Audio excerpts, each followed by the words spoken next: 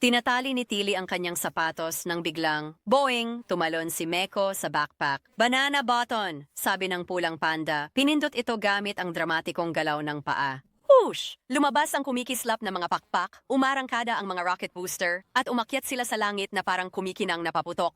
Oras ng pakikipagsapalaran, sigaw ni Tilly. Pataas, pataas, pataas silang lumipad. Lampas sa malalambot na ulap at kumikislap ng mga bituin hanggang sa plink, lumapag sila sa isang higanteng tiyapot na amoy kanela at asukal.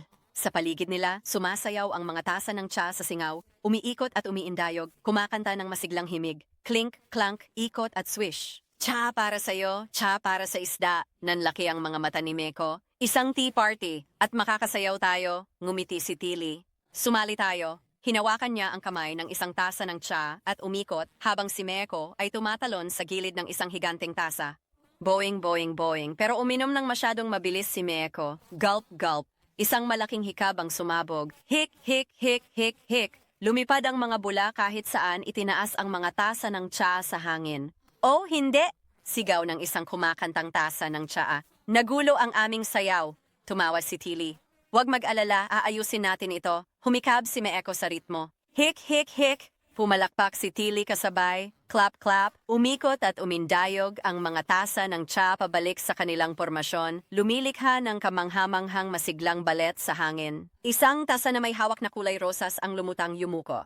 Iniligtas mo ang aming party. Bilang pasasalamat, kunin mo ito. Bumulong ito kay Tilly at Meko. Dumarating ang ibon ng mga balahibo at inabot sa kanila ang isang maliit, kumikinang na gintong balahibo. Kumilos si Meko tumatalon sa loob ng isang tasa ng tsa. Pulang panda na acrobat, sabi niya. Inilagay ni Tilly ang balahibo sa kanyang bulsa katabi ng iba pang gintong mga balahibo. 5 pahiwatig na ngayon, lumalaki ang misteryo. Humuni ang backpack, kumikislap ang mga pakpak, umaarangkada ang mga booster. Whoosh! Umalis sila, iniiwan ang mga sumasayaw na tasa ng tsaa na umiikot sa mga ulap ng singaw.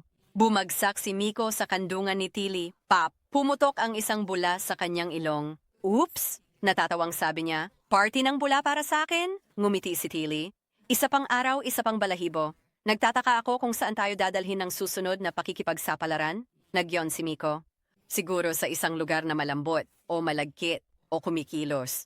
Kumikislap ang mga bituin habang dumudulas ang backpack sa gabi. Kumikinang ang gintong balahibo, isang maliit na pahiwatig para sa mas malaking paglalakbay sa hinaharap. Magandang gabi, Tilly. Magandang gabi, Meko. Magandang gabi, mga munting nangangarap.